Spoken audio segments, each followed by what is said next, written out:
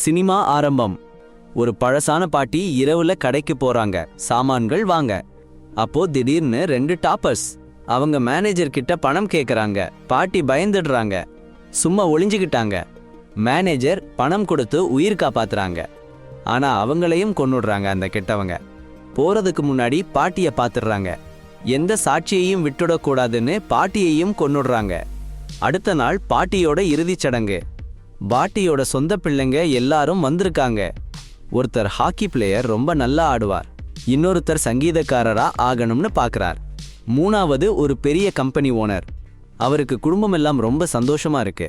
நாலாவது ஒரு retired army officer, அவரு இறுதிச் சடங்குல வரல. ரொம்ப கேளிக்கையா இருந்தது அந்த இறுதிச் சடங்கு.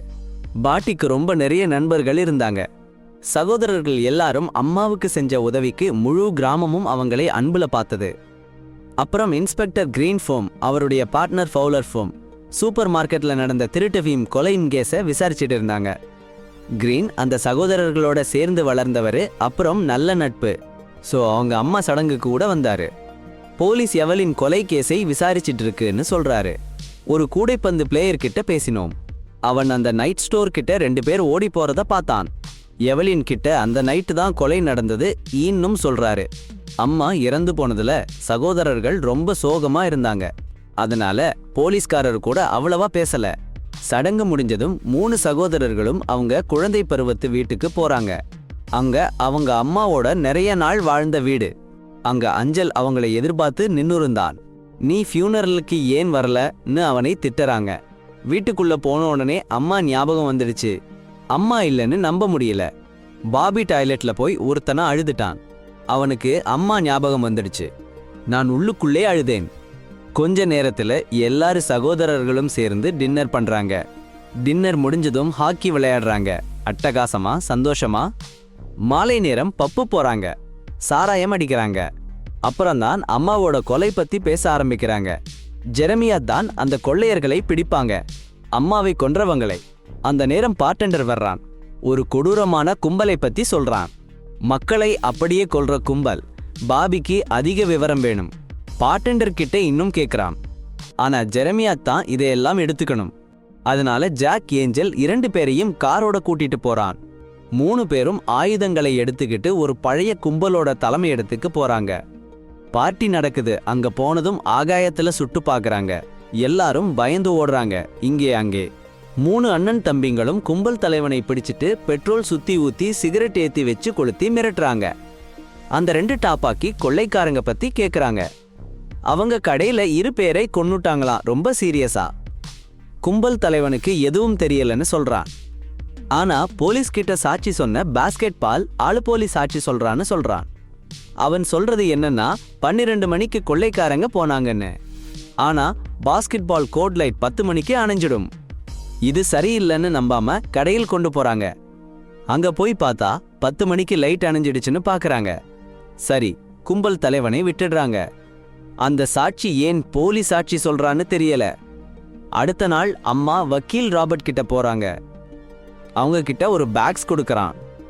இவ்லின் பல வருஷமா வச்சிருந்த பேக்ஸ். அந்த பேக்ஸ்ல ஜேக், ஜெரமியாடு, மியா, ஏஞ்சல் 3 பேரும் அம்மாவோட பொருள்களை பங்கு போட்டுக்கிறாங்க. ஆனா ஜாக் மட்டும் அம்மாவோட ஒரு நகையை மறைச்சு வச்சிருக்கிறான். அப்புறம் ஜெரமியாடு கார் நிறுத்தும் இடத்துல அம்மா கொலை செய்யப்பட்டதால அந்த இடத்தோட உரிமையாளர்கிட்ட அந்த நாள் இரவோட சிசிடிவி வீடியோவை பார்க்க கேட்கிறான். அந்த வீடியோல பணம் கிடைச்சதுக்கு அப்புறமும் ராபர்ட்ஸ் அந்த காசு எடுக்கிற ஆளையும் அம்மாவையும் கொன்னுட்டான்னு தெளிவா தெரியுது.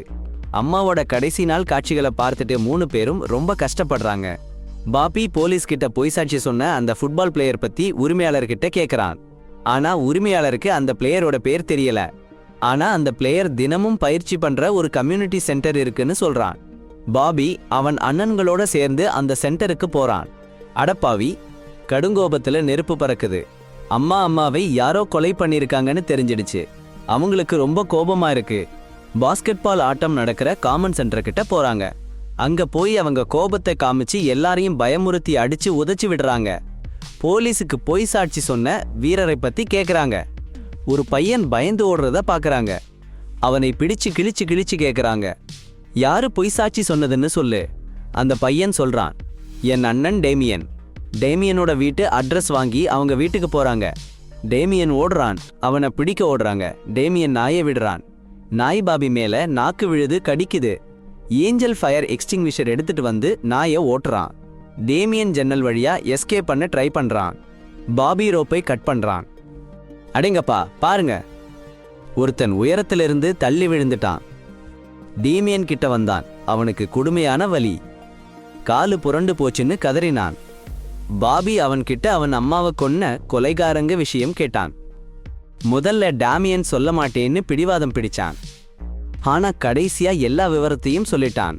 அப்புறம் 3 அண்ணன் தம்பிங்களும் ஒரு ஹோட்டல்ல போய் உட்கார்ந்தாங்க. ஜாக் அந்த கொலைகாரங்க 2 பேரையும் பார்த்துட்டான். கொலைகாரங்களுக்கும் யாரோ பார்த்துட்டு இருக்காங்கன்னு புரிஞ்சு போச்சு. டேய், அவங்க கண்ணு லேசா கூட இல்ல. கண்மூடித்தனமா சுட்டுக்கார ஏறி ஓடிட்டாங்க. பாபி அவங்க காரை பின் தொடர்ந்தான். பனியில கார் ஓட்டுறது ரொம்ப கஷ்டம். ஆனா பாருங்க, எப்படியோ கொலைகாரங்க காரை இடிச்சு திருப்பி விட்டான். போய் கொலைகாரங்க கிட்ட நின்னு, நீங்க எங்க அம்மாவை கொல்லக்கூடாதுன்னு கத்தி 2 கொலைகாரங்களையும் அழிச்சிட்டான். அடுத்த நாள் ஆபீசர் கிரீன் அவன் பார்ட்னர் ஃபவுலு கூட கிரைம் சீன்ல வந்தான். சோதிச்சு பார்த்தா 2 பேரையும் யாரோ கொலை பண்ணிருக்காங்கன்னு தெரிய வந்துச்சு. அந்த சந்தேகம் முழுசா பாபி மைனஸ் அவரோட அண்ணன் மைனஸ் மீது தான் வருது. அதனால தான் அவங்க வீட்டுக்கு போறாங்க. கிரீன் அண்ணன் தம்பி கிட்ட அவங்க செயல்களை பத்தி கேள்வி கேட்கிறாரு. கிறுகிறுன்னு சொல்றாரு. நேத்து இரவு யாரோ எவ்லின கொலை பண்ணவங்கள கொடூரமா கொன்னுட்டாங்க. பாபி எல்லாமே அவனுக்கு தெரியாத மாதிரி நடிக்கிறான். நேத்து எல்லாரும் சேர்ந்து ஹாக்கி ஆடிட்டு இருந்தோம்னு சொல்றான். ஏஞ்சல் ஃபவுலரை காலி பண்றான். அதனால அண்ணன் தம்பி இடையில தகராறு ஆரம்பிச்சிடுச்சு. கிரீன் தடுத்து நிறுத்தறாரு.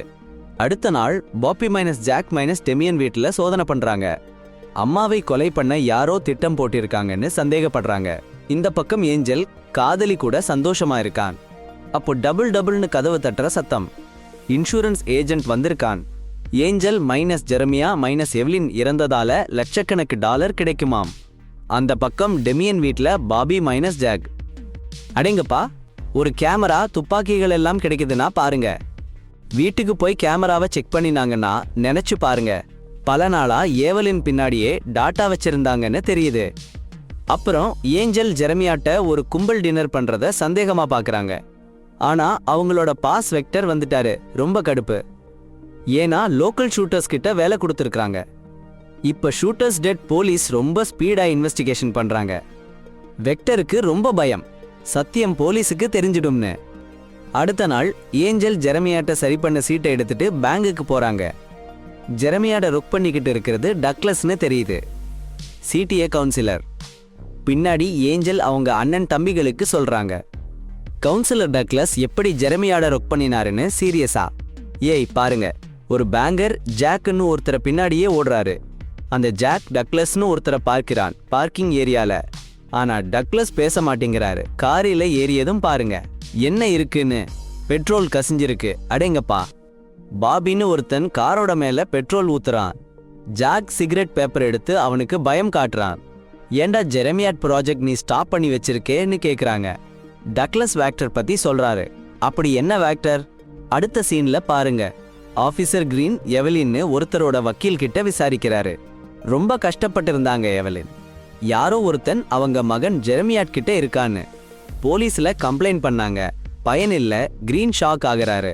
எவலின் கம்ப்ளைண்ட் பண்ணலன்னு தெரியுது. போலீஸ் ஸ்டேஷன்ல சிசிடிவி ஃபுட்டேஜ் பாக்குறாரு. அட பாருங்க, எவலின் உண்மையிலேயே அங்கே வந்திருக்காங்க. சந்திக்கிறாங்க. ஒரு போலீஸ் அதிகாரி தப்பு பண்ணிட்டாரு. அவரே வழக்கு பதிவு பண்ணியிருக்காரு. ஆனா அந்த தப்பை இன்னொருத்தர்கிட்ட சொல்லல. அந்த போலீஸ் கெட்டவன்னு தெரிய வருது. அவன் கொலையில கலந்துக்கிட்டான். அப்போ வேற ஒருத்தன் வருறான்.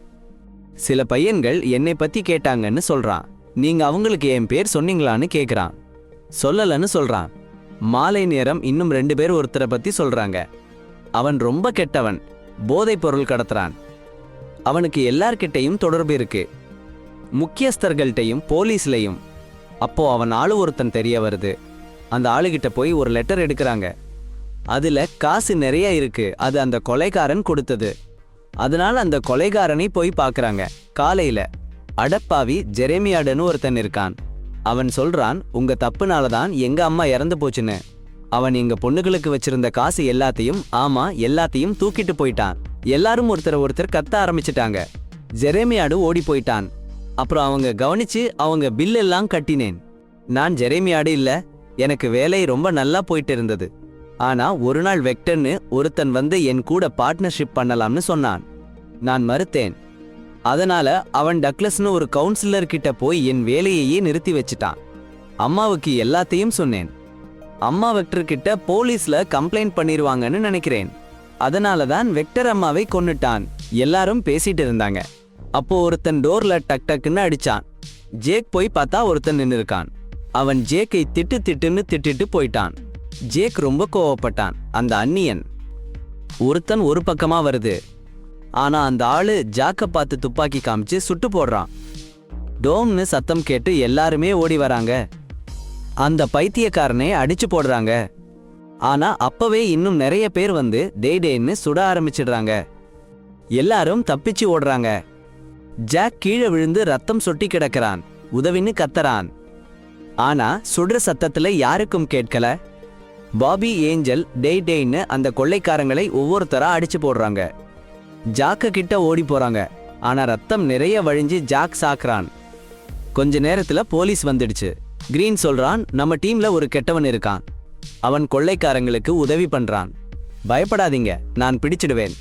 ஏஞ்சல் கேக்குறான், அவன் ஃபவுல் ஆளா? கிரீன் தலையாட்டறான். நீங்க உங்களை காப்பாத்திக்க சுட்டு போட்டீங்க.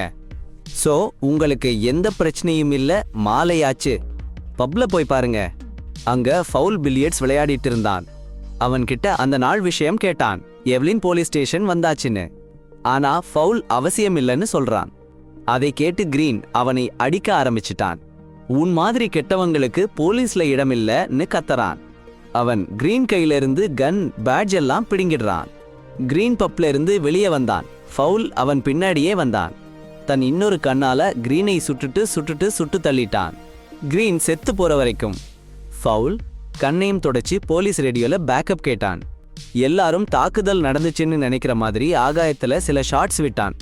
கொஞ்ச நேரத்துல கிரீனும் ஜாக்கும் ஒரே இடத்துல சமாதி அடைஞ்சாங்க. எல்லாருக்கும் ஷாக். என்ன பண்றதுனே தெரியல. அம்மா, அண்ணன், கிரீன் எல்லாருக்கும் பழிவாங்கணும். சரி, ஒரு ஆபத்தான பிளான் போடலாம். ஜெரமியா கூட்டாளிகளை சந்திச்சான். வேக்டர் கிட்ட மீட்டிங் வேணும்னு கேட்டான். அவன் கிட்ட லட்சக்கணக்கான டாலர் வேணும்னு சொன்னான். ஜெரமியாடு அந்த மீட்டிங்குக்கு வர சொல்லிட்டாங்க. ஜெரமியாடுடன் மீட்டிங் ஃபிக்ஸ். மதியம் சந்திக்க போறாங்க. ஆனா ஃபவுல்லையே பிஸியா வைக்கணும். அதான் ஏஞ்சல் அவன் வீட்டுக்கு போறான். ஒரு குழந்தைய உதவி வாங்கி வீட்டுக்குள்ள நுழைஞ்சிட்டான். ஃபவுல்லையே பிடிச்சிட்டான். பாபியை ஃபோன் பண்ணி சிக்னல் கொடுத்துட்டான். அடுத்த காட்சி, ஏஞ்சலோட காதலி போலீஸ் ஸ்டேஷனுக்கு போய் அவங்க லவ்வர் ஃபவுல்லையே கொல்ல போறாங்கன்னு சொல்றா. போலீஸ் டீம் ஃபவுல் வீட்டை சுற்றி வளைச்சிடுச்சு. சைரன் சத்தம் கேட்டதும் ஃபவுல் ஏஞ்சலை பார்த்து, இனி உனக்கு காப்பில்லைன்னு கத்தறான். ஆனா ஏஞ்சல், உன் பார்ட்னர் கிரீனை நீதான் கொன்னேன்னு எனக்கு தெரியும்னு சொல்றான். ஃபவுல், சரிதான், ஆனா உங்க அண்ணன் தம்பி சொல்றதை யாரும் நம்ப மாட்டாங்கன்னு சொல்றான். அப்போ ஏஞ்சல், எனக்கு தெரியும், அதான் என் உடம்புல மைக்ரோஃபோன் வச்சிருக்கேன்.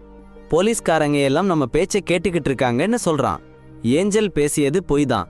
ஆனா ஃபவுலுக்கு அது சத்தியமா தோணுச்சு. அடப்பாவி, அவனுக்கு பொறாமைனா ரொம்ப கடுப்பு. அதனால அவன் அந்த ஆளை பயங்கரமா அடிச்சு பிடிச்சு கைதி பண்ணிட்டான். அவன் வீட்டுக்கு வெளியே வர்றான் பாருங்க. போலீஸ்காரங்க கொஞ்சம் குழம்பி போயிட்டாங்க. ஏஞ்சல் போலீஸ்காரன் மேல கத்தி போட்டு தாக்கிட்டான். உடனே போலீஸ்காரன் அவனை சுட்டு போட்டுட்டான். இன்னொரு பக்கம் ஜெரமியா சந்திக்க போயிட்டு இருந்தான். வேக்டரோட ஆளுங்க பனிக்கட்டிய பொசுக்கி ஒரு ஓட்டை வெட்டி எடுத்தாங்க. கடைசியா வேக்டர் வந்து ஜெரமியாட் கூட பேசினான். ஜெரமியாட் வாக்கு கொடுத்தான். ஆனா வேக்டர் அவன் கொடுத்த வாக்கை ஏத்த மாட்டேன்னு சொன்னான். அவன் தன் ஆளுகளை போட்டு ஜெரமியாட் தலையை வெட்ட சொன்னான். அதான் நான் என்ன பண்ணினேன்னா, எனக்கு இருக்கிற காசை பாவிச்சு அவங்க ஆளுகளை எல்லாம் என் பக்கம் இழிச்சிட்டேன். இப்ப அவங்க உன்னைத்தான் கொல்ல போறாங்க, என்னையே இல்ல. வேக்டருக்கு கொதிச்சு போச்சு. அவன் தன் ஆளுகள் கிட்ட கத்தி கேட்டான். ஆனா யாருமே சொல்லக்கூடாதாங்க. வேக்டர் சொன்னான், நான் இந்த இடத்த ஃபவுல் கிட்ட சொல்லிட்டேன். அவன் சீக்கிரம் இங்க வந்துருவான்.